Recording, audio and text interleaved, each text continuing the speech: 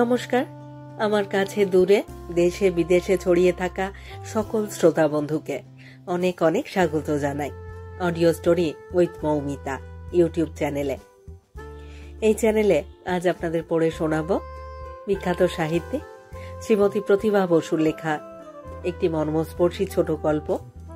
গল্পের নাম সহসা সবুজ। গল্প শুরুর আগে আমার পুরনো কথাগুলি আরো একবার খুব সংক্ষেপে বলে নিচ্ছি। এই চ্যানেলে যারা আমার গল্প পাঠটি শুনছেন তাদের কাছে অনুরোধ, যদি আমার পাঠ এবং পরিবেশনা আপনাদের ভালো লাগে, যদি গল্পটি ভালো লাগে, একটি লাইক অবশ্যই করবেন এবং গল্পটিকে আপনাদের প্রিয়জনের মধ্যে শেয়ার করে দেবেন। আর এখনো যারা এই চ্যানেলটি সাবস্ক্রাইব করেননি তাদের কাছে অনুরোধ, আপনারা সাবস্ক্রাইব করে আমার সাথে থাকুন আর নিয়মিত শুনতে থাকুন নতুন নতুন বাংলা গল্প। আর কথা বাড়িয়ে সময় নষ্ট করছি না, শুরু করছি আজকের গল্প সহসা সবুজ।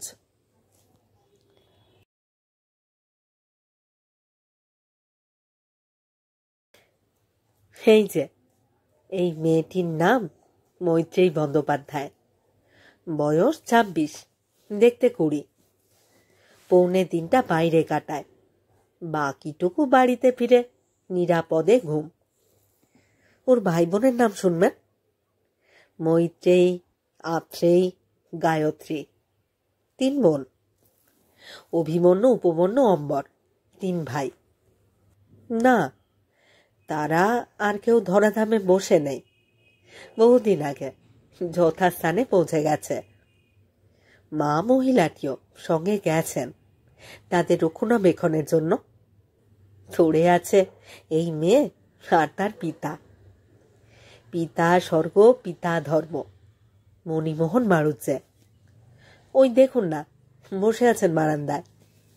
একটা হাত সরু, একটা পা কাটা। খুব লেগেছিল পায়ে, শেষে গ্যাংগ্রিন হলো আর কি। হাতটা কেন সরু ভুলে গেছি। ভদ্রলোকের অভিজ্ঞতা প্রচুর।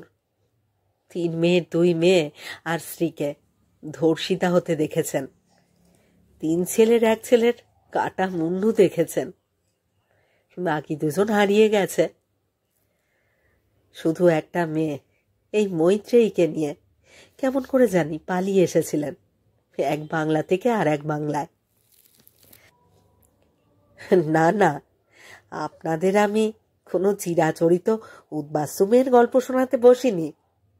আমি এও বলছি না গণসঙ্গীতের পান্নারা যেমন চিৎকার করে আরো উদ্বাস্তুদের দুঃখে কেঁদে ওঠে, তেমনি আমাদের পূব বাংলার হিন্দুদের দুঃখে কাঁদুন।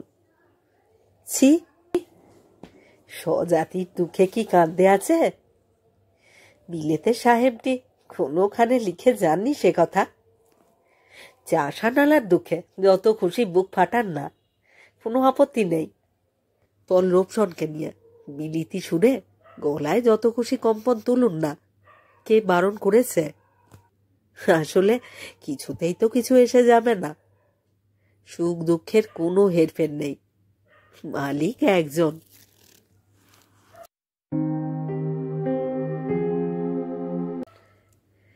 লিজা, কি নরম শরীর তোমার। আহা, যেন একটা ফুলের পাপড়ি। আমাকে তোমার ভালো লাগছে।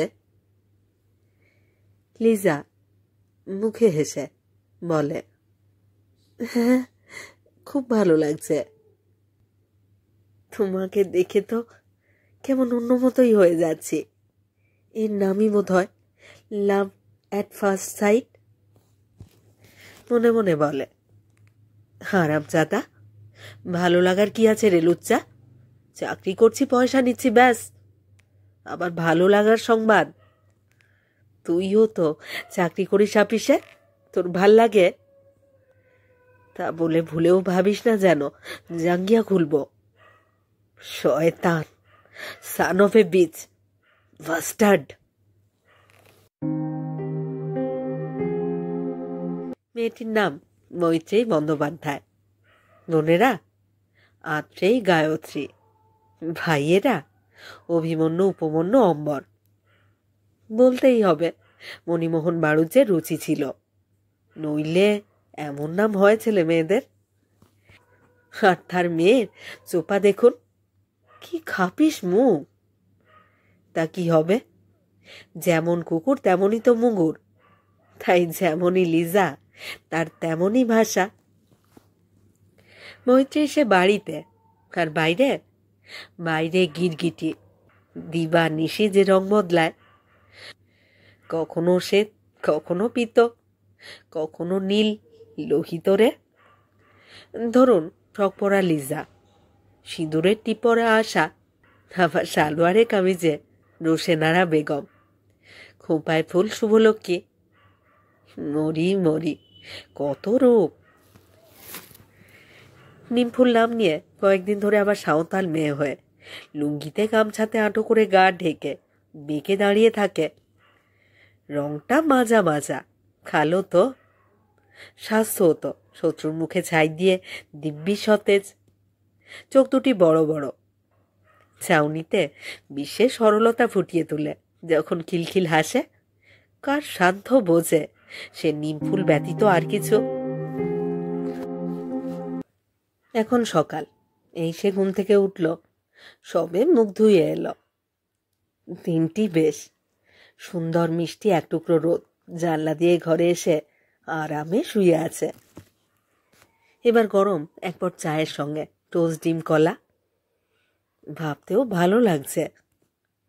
এই চাকরিতে পয়সা আছে, কষ্টও আছে। তা কষ্ট ছাড়া কবে আর কেষ্ট মিলেছে? অন্ধজনে দেহ আলো, মৃতজনে দেহ প্রাণ। বাড়ি এসে কোষে গা ঘষে ঘষে স্নান করে, আর এই গানটি গায় সে। ওই লিজার মতো আশার উপরেও একটা ডায়লগ শুনুন। আশা, আমার আশা, আমার তৃষ্ণা, আমার সব। লক্ষ্মী মেয়ে, শুয়ে পড়ো তো। এই মাঠের মধ্যে কি শোয়া যায়? বরং একদিন একটা ঘর ভাড়া নিন, যতবার বলবেন ততবার শোব। তাতে কি, কি অন্ধকার মাঠ, কে দেখছে আমাদের? এই নিরিবিলির জন্যই তো এখানে এলাম। এই কোনটা এসো, কেমন সুন্দর গাছের আড়াল। বলছেন কি, এই খানিক আগে কি কাণ্ড, গোখরো সাপ বেরিয়েছিল। গোখরো সাপ বেরিয়েছিল একটা। কারা এসেছিল? সাপ দেখে চোট, লোকজন জমে গেল। তাই নাকি? বলো কি? চলো চলো, ফাঁকা জায়গায় চলে যাই। বাবা। অথবা, শুভা লক্ষ্মী, আমিও বাঙালোর আদমি, তুমিও বাঙালোরের আদমি। আমিও বঙ্গালী বনে গিয়েছি, তুমিও বঙ্গালী বন গিয়েছ। তোমাকে দেখেই আমার শরীরের সব রক্ত আগুন হয়ে জ্বলে ওঠে। আমি পারি না। তুমি আমার যথা সর্বস্ব নিয়ে যাও, আর একবার তোমার যথা সর্বস্ব আমাকে দিয়ে দাও। শুভলক্ষ্মীর মুখে হাসি আর ধরে না। দেব, নিশ্চয় দেব। তোমাকে দেব না তো কাকে দেব? কিন্তু এখানে যে সবসময় সাদা কাপড়ে পুলিশ ঘুরে বেড়ায়।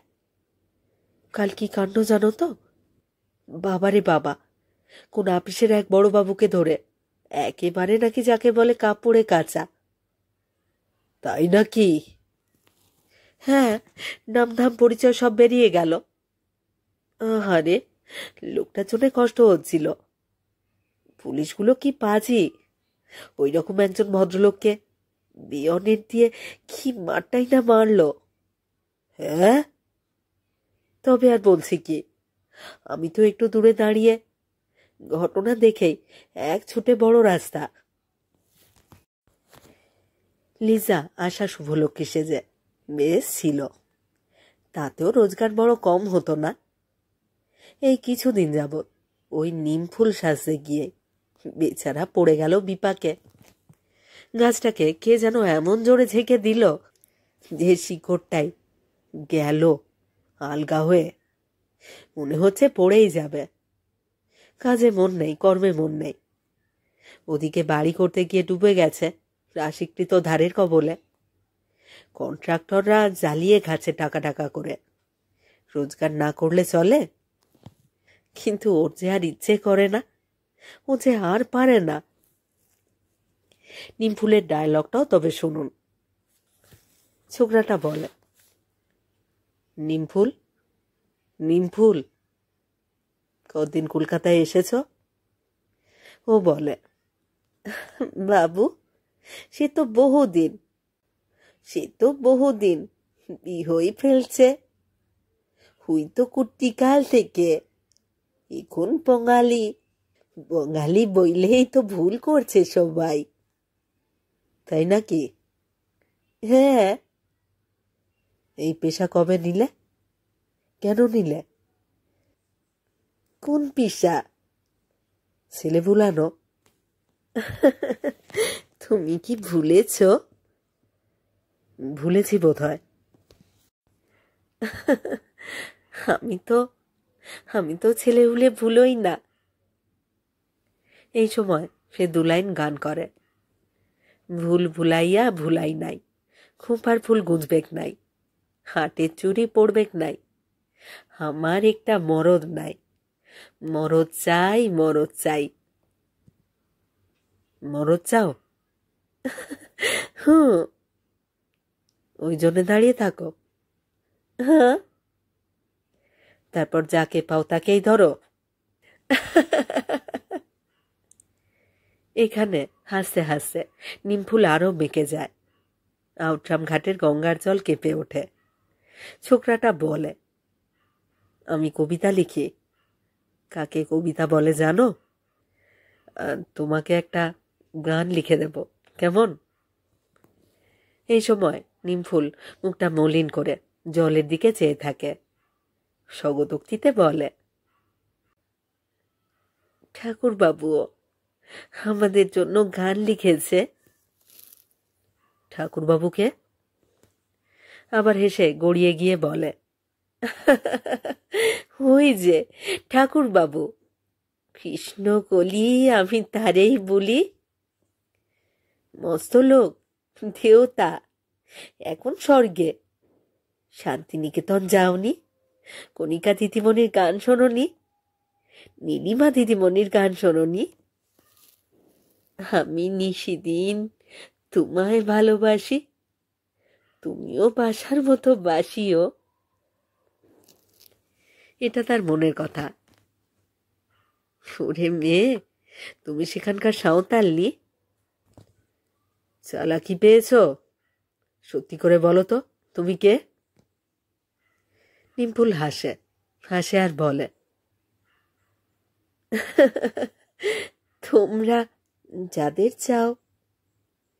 আমরা মানে? আমি? এই তো বলছো।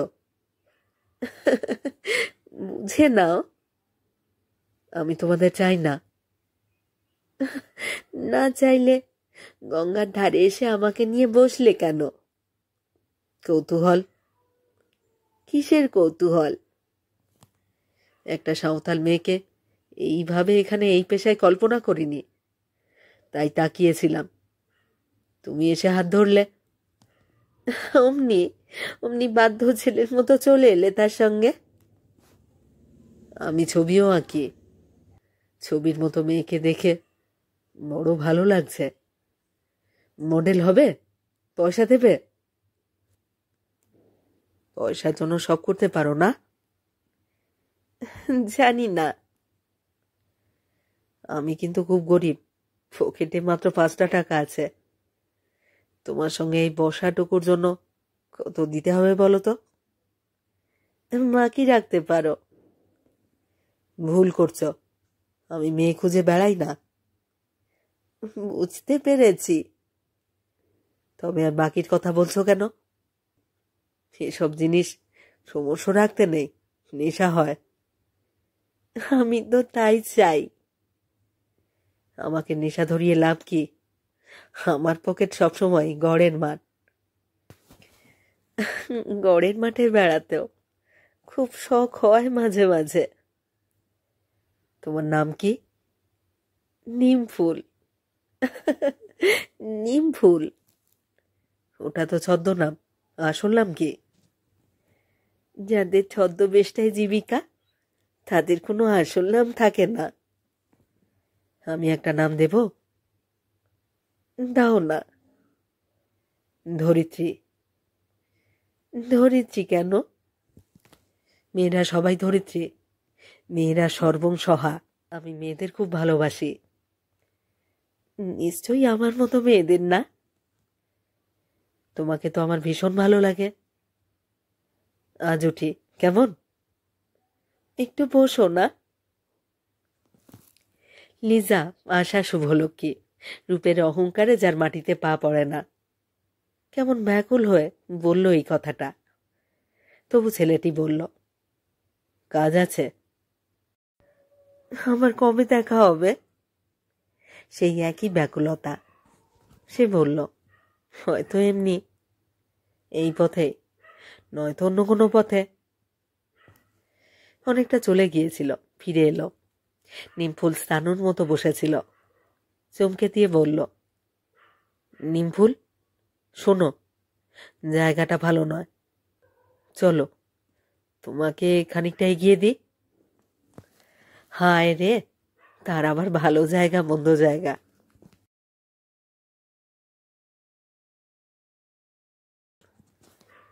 কি কাণ্ড! নিবারণ এখনো চা দিচ্ছে না কেন? করছে কি? নিবারণ, চা দাও তাড়াতাড়ি। ঠিক আছে, নিবারণ চা আনুক। ততক্ষণে সে রাত পোশাকটা ছেড়ে শাড়ি পরে নেই। বাড়িটা করে সত্যি বড় অসুবিধায় পড়ে গেছি। মনে হচ্ছে পথে ঘাটে শিকারের আশায় ঘুরে বেড়ানো থেকে এক্ষুনি বিশ্রাম নিলে আকণ্ঠ দেনার দায়ে তলিয়ে যাব। অথচ দেখুন, ওই দেখুন, একটা বজ্জাত উল্টো দিকের দোতলা থেকে কেমন তাকিয়ে আছে। দেখছে তাকে। মহা মুশকিল, জানলাটা খুলবার উপায় নেই। অথচ এটাই দক্ষিণ, খুললে কি সুন্দর হাওয়া আসে। শয়তানটা জানলা দিয়ে একবার রাস্তার দিকে তাকিয়ে কুকুরের সঙ্গম দেখছে, আর একবার ওকে দেখছে। দৃষ্টি একরকম। হারামজাদার বাচ্চা এই শহরতলির সুন্দর একতলাটা দিল কানা করে।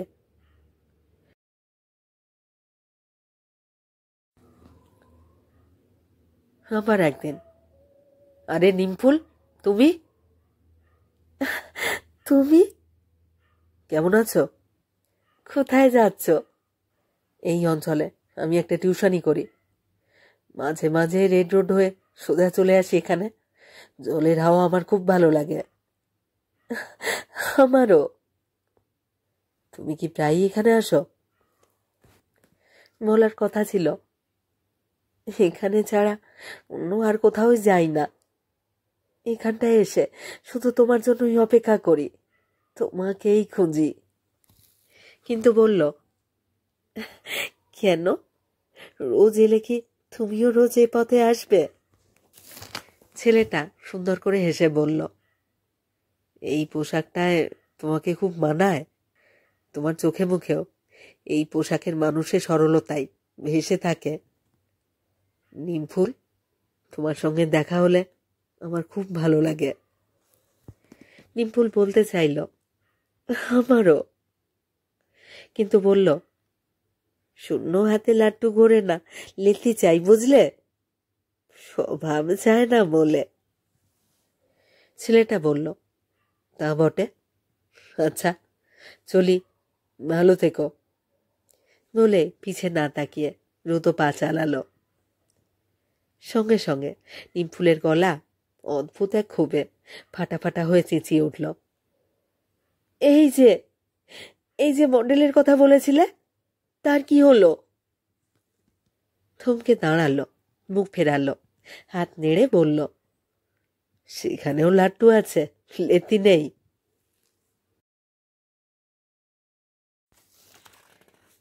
এর মধ্যেই একদিন বেরুবে না করেও ঝপ করে পেরিয়ে পড়েছিল। বেশ অনেকদিন পরে তো, বড় কষ্ট হচ্ছিল ভেগ ধরতে। তার বাবা পর্যন্ত লক্ষ্য করেছেন আজকাল কেবল ঘরে বসে থাকে, তাই ব্যস্ত হয়ে বলেছিলেন, মিতু, তোদের কারখানায় কোনো গোলমাল চলছে নাকি? কেন বাবা? কদিন যাচ্ছিস না? শরীর ভালো নেই, ছুটি নিয়েছি। তাই বল, আমি ভাবলাম লকআউট টকআউট হলো বুঝি, যা চলছে চারিদিকে। সেদিন সম্ভবত বাবাকে নিশ্চিত করতে বিকেলে লম্বা পেনিতে ফুল গুজে, কাঁধে ব্যাগ ঝুলিয়ে, চোখে চশমা দিয়ে ঘুরঘুর করছিল এসপ্ল্যানেডের ওদিকটায়। একটা সুটপুট পরা শাঁসালো খদ্দের বেশ ঘন ঘন তাকাচ্ছিল, ইঙ্গিত করতেই চলে এলো কাছে। আর এই সময় দেখে সেই ছেলেটা যাচ্ছে রাস্তা দিয়ে। অমনি টাকা পয়সা, বাড়ি গাড়ি, বাবা সব ভুলে গিয়ে ছুটে গিয়ে বলল, এই যে তুমি, তুমি কোথায় থাকো? কেন আমার সঙ্গে দেখা করো না? আমি ওই নির্জনে দাঁড়িয়ে থাকি রোজ, কেবল অপেক্ষা করি, অপেক্ষা করি, অপেক্ষা করি, পা ধরে যায়, ফিরে আসি। ছেলেটা থতমত খেয়ে গিয়েছিল, চিনতে পারছিল না। সে বলল, চিনতে পারলেন না? আমি নিমফুল। ও, নিমফুল তুমি? তাই বলো। তাহলে বলোনি। ভুলবো তোমাকে? অসম্ভব। কিন্তু পোশাকের বদলে আমাকে তুমি কি ভাবো? ভাবি নিমফুলের নাম পাল্টে আমি মহুয়া রাখবো। মহুয়া? হ্যাঁ, মহুয়া মানে মধু, নেশা। নেশা? না না, আমি নেশার যোগান দিতে পারবো না, আমাকে ক্ষমা করো। আচ্ছা, নেশা নয়, তাহলে শুধু মধু। আর মধুর সঙ্গে মিল হলে কি হয় বলো তো? বধূ, বন্ধু। এই কথায় মৈত্রেয়ীর বুক কাঁপল, চোখে জল এলো, লজ্জায় দৃষ্টি নামালো। ছেলেটি হেসে বলল, তুমি হঠাৎ হাওয়ার ভেসে আসা ধন, তাই হঠাৎ পাওয়ায় চমকে ওঠে মন। সেও সজল চোখে গুনগুন করল, আমার ভাঙা পথের রাঙা ধুলায় পড়েছে তা। সেও সজল চোখে গুনগুন করল, আমার ভাঙা পথের রাঙা ধুলায় পড়েছে তার পায়ের চিহ্ন। ছেলেটি বলল, গান তো গাইলে, বলো তো কার? ও বলল, মানে তুমি যার গান আবৃত্তি করলে তার গানেই আমি জবাব দিলুম। জানো, ভাসতে ভাসতে যখন একদিন শিয়ালদা স্টেশনে এসে পৌঁছলুম, বয়স ছিল 13। বাবার পায়ে মস্ত এক ঘা আর দুটি ক্ষুধার্ত পেট, এই ছিল আমাদের সম্বল। রাশিকৃত শুভাকাঙ্ক্ষী ভিড় করলো চারপাশে। একজন শুভাকাঙ্ক্ষী হাত ধর করে নিয়ে গেল আশ্রয় দিতে, চাকরি দিতে। আর সেই রাত্রেই বুঝিয়ে দিল, পেটের দায়ে পুরুষের বাঁচবার উপায় কঠিন হলেও পেট ভরা পুরুষের দেহের ক্ষুধা মিটলে সমস্ত মেয়েকে না খেয়ে মরতে হয় না। এবং তার হাতে খড়িটি সারা রাত ধস্তাধস্তি করে সেই খুব ভালো করে দিয়ে দিল। এই সময় ছেলেটি উত্তেজিত গলায় বলে উঠল, শয়তান। মৈত্রেয়ী শান্ত গলায় বলল, এক পুরুষের অবিচার কি আর এক পুরুষ শোধ করে দিতে পারে না? ছেলেটি তাকিয়ে হাসল। তার চোখে মুখে দয়া, মায়া, করুণা, প্রেম, ভালোবাসা সব আঁকি বুকিতে, চকিতে চকিতে বিদ্যুতের মতো চমকে চমকে উঠছিল। চোখে চোখ রেখে মৈত্রেয়ী তার হৃদয়ের সমস্ত সত্য নিংড়ে দিয়ে বলল, 13 বছর বয়সে হাতে খড়ি হলেও আসল মলিনতা 16 থেকে গড়িয়ে এই 26-এ এসে 10 বছরে পৌঁছল। কেননা 13 বছর বয়সের প্রচলিত যৌবনবতী কিশোরী মেয়েকে নিয়ে তার বাবা আবার পালিয়েছিলেন লোলুপ পুরুষের হাত থেকে বাঁচাবার জন্য। পথে বিপথে কোথায় কোথায় না সঙ্গে করে ঘুরে বেরিয়েছেন। সে কথা থাক, শেষে বাবার পায়ের ঘা একদিন পৌঁছল। যেতে হলো দাতব্য হাসপাতালে। আমাকে এক গৃহস্থ বাড়িতে ঝিয়ের কাজে নিযুক্ত করে দিয়ে গেলেন। ভুগলেন অনেক দিন, ক্রাশ নিয়ে কাটা পায়। একদিন যখন বেরিয়ে এলেন, আমি তখন 15 বছরের পূর্ণ যুবতী। আমার দিকে তাকিয়ে রইলেন আমার দুঃখী বাবা।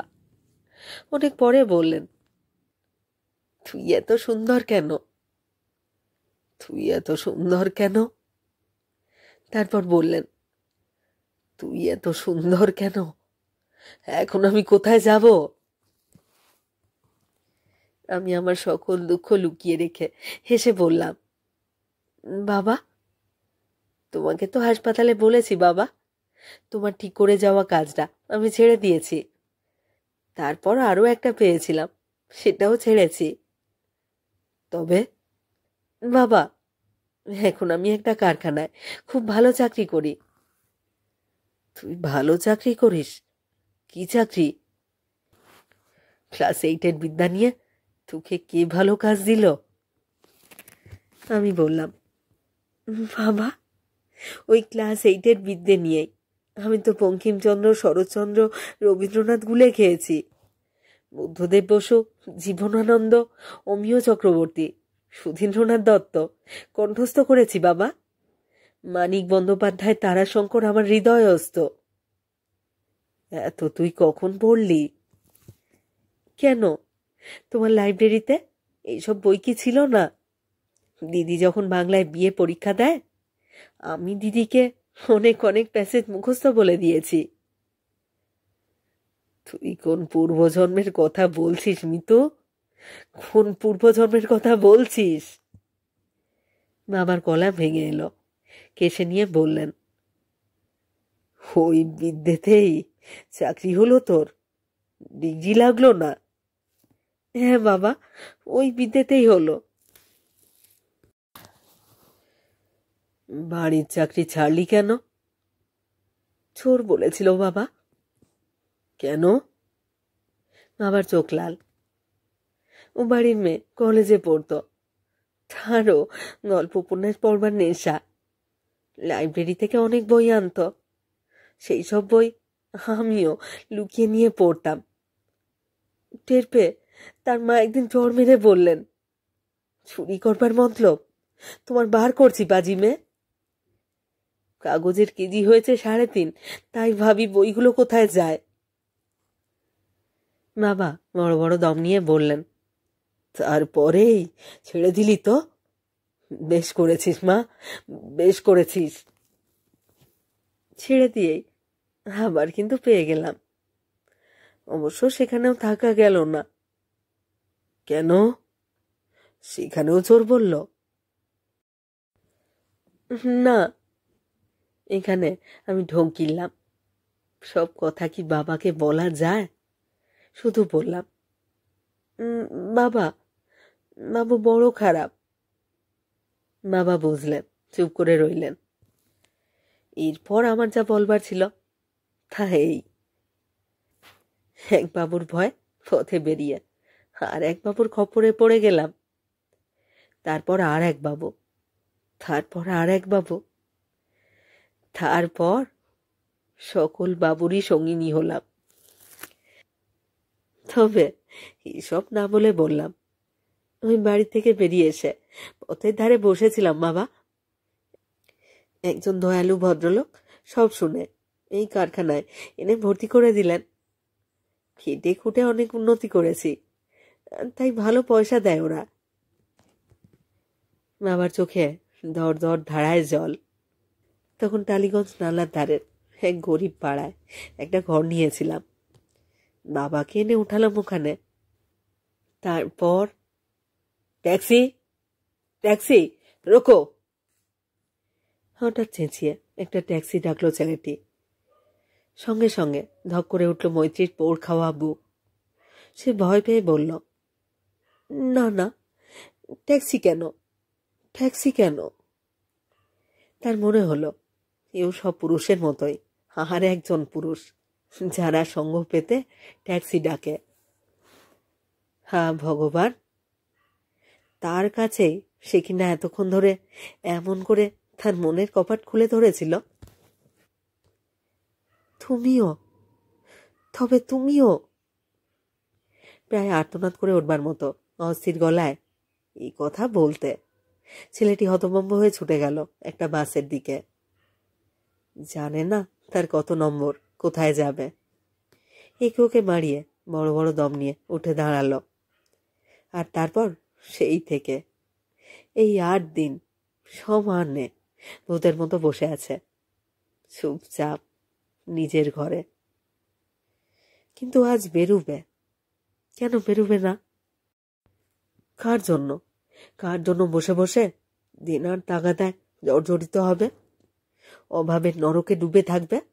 তবু তো যে নরকে সে প্রাত্যহিক ডুবুরি, তার একটা সময়ের মেয়াদ আছে, ফিরে এসে ধুয়ে ফেলা যায়। অভাবের নরক আরো কদর্য। সেই নরকে অভাবও থাকে, আবার এই নরকের ক্লেদাক্ত ভয়ও থাকে। আরে, নিবারণ তো আচ্ছা জ্বালালো, এখনো চা দিচ্ছে না। নিবারণ! এই যে দিদিমণি। ফাঁকা নামের কাঁচা একটি ছেলে এসে পর্দা ঠেলে মুখ ঢোকালো। বলল, চা আমার হয়ে গেছে, কিন্তু বাবু যে ডাকছেন আমাকে। কেন? মৈত্রী ফিরে তাকালো। ওই যে বাড়ি ভাড়ার জন্য এসেছে। এই এক জ্বালা হয়েছে টুলেট দিয়ে। বাবা বলেছেন পিছনের ঘরটা ভাড়া দিয়ে দে, আস্তে আস্তে খরচের টাকাটা উঠে আসবে। অত কষ্টের বাড়ি তোর, দিনা মিটোতে তো জেরবার হয়ে যাবি। পরামর্শটা মন্দ নয়, তাই টুলেট দেওয়া। এখন তার ঠেলা সামলাও। রোজে কত লোক আসছে, আসে দেখে চলে যায়, বিরক্ত লাগে। নিবারণের উপরে ঝাঁঝিয়ে বলল, এসেছে তো আমি কি করব? বাবাই তো কথা বলছেন। আপনার মতো একজন দিদিমণি এসেছেন যে, বাবুর সঙ্গে খুব ভাব হয়ে গেছে তেনাদের। নিবারণ দাঁত বার করে হাসল। মৈত্রেয়ী উঠল। চল তো, দেখি কি বলছে। দিলে সুন্দর সকালটা মাটি করে। বারান্দায় এসেই থমকে দাঁড়ালো। তার বাবার ফেলানো চেয়ারের মুখোমুখি দুটো মোড়া পেতে দিয়েছে নিবারণ।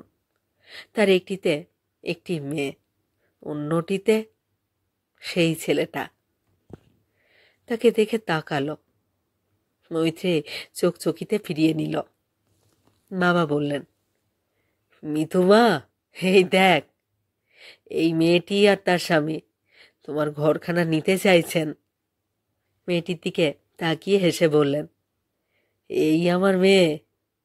তোমরা এলে খুব ভালো হবে। শহর ছাড়িয়ে নির্জন জায়গায় বাড়ি, একটা সঙ্গী হবে ওর। আমারও, আমারও নিশ্চয়। ছিপছিপে চশমা পরা সুশ্রী নববিবাহিত মেয়েটি উঠে এসে বলল, ঘর আমাদের খুব পছন্দ হয়েছে। সুন্দর, বড় সড়ো, কত জানলা।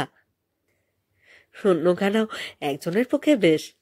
মাথার দিকে দক্ষিণ খোলা, তার ওপারে কেমন পানা পুকুর আছে একটা, খুব ভালো। আপনার অনুমতির অপেক্ষাতেই বসে আছি, খানিক বাদে এসে অ্যাডভান্স করে দিয়ে যাব। মৈত্রেয়ী অসহিষ্ণু হয়ে বলল, দেখুন, বাড়ির বিষয়ে আমার বাবার কথাই শেষ কথা।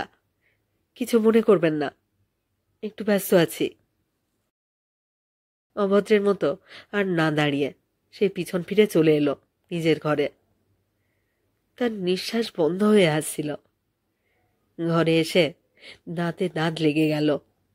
রুদ্ধ স্বরে বলল, বিশ্বাসঘাতক, মিথ্যেবাদী, নতুন মেয়ে বিয়ে করেও বাজারের মেয়ের সঙ্গে ফষ্টি নষ্টি, এই তোমার চরিত্র? তবে তো আমি সেদিন ট্যাক্সিতে না গিয়ে ঠিকই করেছি। থু থু, শেষে এর পায়ে মাথা পুরোতে গিয়েছিলাম। এই আমার প্রথম বুক কাঁপানো পুরুষ। 8 দিন ঘরে বসে এর কথা ভেবে ভেবেই আমার দিন রজনীর কত মুগ্ধ প্রহর নেশার মতো কেটে যাচ্ছে। আমি লিজা, আশা, শুভলক্ষ্মী 10 বছর পুরুষ চড়ানোর ব্যবসায় হাত পাকিয়েছি। মানুষের মতো দেখতে এই মুড়ো চাল পেয়ে জন্তুগুলোকে খেপিয়ে খেপিয়ে খ্যাপা করে আসল জায়গায় এসে লাথি মেরে ফেলে দিচ্ছি একটা ইটের ঢেলার মতো। সেই আমি কিনা একটা ল্যাংল্যাঙে বেকার ছোকরাকে দেখে ভুলতে গেলাম, চিনতে পারলাম না। মৈত্রেয়ী নাসারন্ধ্র স্ফীত হলো, হাত মুঠো হলো, সব রক্ত উঠে এলো মুখে। বিড়বিড় করে বলতে লাগলো, আমি ওর সুখের ঘর এখনই ভেঙে দেব। কেন কেন দেব না? ও কি আমার ঘর ভাঙেনি? এখন আমি সব বলে দেব মেয়েটাকে। মহুয়া, মধু, মধু, বন্ধু। উফ, কি ভয়ঙ্কর, কি ভয়ঙ্কর। না, আমার তো কোনো লজ্জা নেই, আমার কোনো ভয় নেই, ভদ্রতা নেই। আমি এখনই যাব, বলবো। আমার আবার কিসের তোয়াক্কা? আমি তো একটা বেশ্যা। দয়া, মায়া, ভদ্রতা, লজ্জা ওসব ভণ্ড ভদ্রলোকের, ওসব ভণ্ড ভদ্রলোকের পাপোশ আমার নয়। আমি সেই পাপোশে পা মুছি না। না না না, তোমার সব কথা আমি বলবো, আমি বলবো তোমার বউকে। মিথ্যুক, প্রতারক, প্রবঞ্চক, থু থু। দিদিমণি, দিদিমণি। কেন? আপনার চা? খাবো না, নিয়ে যাও। আর বাবাকে গিয়ে বলো ওই ছেলে মেয়ে দুটোকে এখনই বাড়ি থেকে তাড়িয়ে দিতে। ওরা ভীষণ খারাপ, ভীষণ পাজি। আমি ওদের হাড়ে হাড়ে চিনি। আর শোনো, আমি বেরিয়ে যাচ্ছি। পিছনের দরজাটা দিয়ে দরজাটা বন্ধ করে দাও। ওরা তো চলে গেছেন। আপদ গেছে, তবু বাবাকে বলে দাও অ্যাডভান্স টাকা নিয়ে এলে কখনোই যেন না রাখেন, এই আমার হুকুম। এটা হলো সকালের ব্যাপার। এখন বিকেল। সেই বেলা 9টায় বেরিয়ে বেলা 4টেতে বাড়ি ফিরল মৈত্রেয়ী। কেন ফিরল? ফিরতে কি তার একটুও ইচ্ছে ছিল না? না, ছিল না। সে স্বাধীন, স্বেচ্ছাচারী, সৈরিনী। সে আশা, লিজা, শুভলক্ষ্মী। যে শরীর কোনো মেয়ে শরীর নয়, পুরুষের শরীর নয়, একটা উপার্জনের যন্ত্রমাত্র। সেই শরীর নিয়ে যারা খেলা করে তাদের সে মশা মাছি ব্যাঙের মতো ভাবে। তাদের উৎপাতে যে কষ্ট, যে ঘেন্না, সেইভাবেই তাদের সহ্য করে। উত্তক্ত হয়ে কখনো কখনো মেরে ফেলতেও ইচ্ছে করে, গলা টিপে। তার বদলে নিঃসাড় হয়ে চুপ করে থাকে। হাতের মুঠোয় টাকা এলে ধুলোয় ছেড়ে উঠে দাঁড়ায়। শুয়োরের বাচ্চারা ওই সব দেহেই গা ঘষে। ভগবানের কি বিধান! সেই তাকে ওই হতচ্ছাড়া দেখতে গরিবর্ষ গরিব। না হলে নতুন বিয়ে করে এই মুলুকে কেউ 1.5খানা ঘর ভাড়া নিতে আসে? সে যতক্ষণে মুখ ফিরিয়ে চলে আসছিল ততক্ষণে মেয়েটা বলেছিল, দেখুন না, ঝপ করে বিয়ে করে ফেললাম। এইটুকুই তার কানে গেছে। তারপরে তার ভাবভঙ্গি দেখে মেয়েটাও নিশ্চয়ই চুপ করে গেছে। মেয়েটা তো জানে না তার স্বামী কি চিজ একখানা। সে যে বউয়ের হাজারো প্ররোচনায়ও আর এমুখো হবে না, তা তো তার জানবার কথা নয়। ঘন চুলো ছোকরাটা এমনভাবে ভুলিয়ে ফেলল, এমনভাবে হারিয়ে দিল। ওই ছিপছিপে সুশ্রী মেয়েটার মুখে কি আনন্দ, কি আলো! ওই আনন্দ, ওই আলো কি তার মুখেও ফুটে উঠতে পারত না? সুখের ছলছলানিতে মেয়েটার সারা অঙ্গে যে ঢেউ আন্দোলিত হচ্ছিল, তা কি তার দেহেও হতে পারত না? তবে তবে কেন হলো না? সে কি করেছে? কোথায় তার দোষ?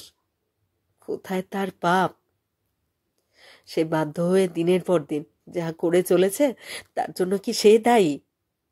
তার স্বভাব দায়ী? এই নিরুপায় অবস্থায় তাকে কি এনে ফেলেছিল? নিশ্চয়ই সে নিজে নয়।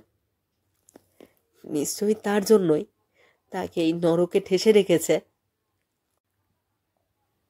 পূর্বজন্ম পরজন্ম জানে না, এইটুকু জানে এই জন্মে সে মনের কোনো কোণে কখনো কোনো অন্যায় পোষণ করে না। সে তার পঙ্গু বাবাকে একটুখানি সুখে রাখতে চায়, নিজের সবকিছু বন্ধক রেখে তার দুঃখ মুছিয়ে দিতে চায়। বেশ ছিল, নোংরা ঘেটে এসে স্নান করে তবু তো শান্তি ছিল এক ধরনের। মনের জ্বালা তো কবেই নিভে গেছে। মনই নেই তো মনের জ্বালা। সবকিছুর পরে এই নিভৃত নির্জন পাড়ার খালের ধারের পল্লীতে ফিরে অন্ধজনে দেহ আলো প্রার্থনা করে বেশ ছিল। এই পাপ এখন তার দেহে কচু পাতায় জল। পূর্বেকার অন্তর্দ্বন্দ্ব এখন অভ্যাসের শৃঙ্খল। এখন ফুরিয়ে গেলেই জড়িয়ে যায় জ্বালা। ওই একটা হাঁসের মতো পঙ্কে সাঁতার কেটে বাড়ি এসে গা ঝাড়ে, বাবার সেবা করে, সংসার করে, আর রাত্রিবেলা একা ঘরে শুয়ে শুয়ে ঘুমিয়ে পড়তে পড়তে গীতাঞ্জলি পড়ে। সে বই কেনে, ঘর সাজায়, সত্য কথা বলে, পথের অনামী বালক বালিকাদের মা হয়ে যতটুকু পারে সাহায্য করে। ঈশ্বর, তবু তোমার কিসের প্রতিশোধ?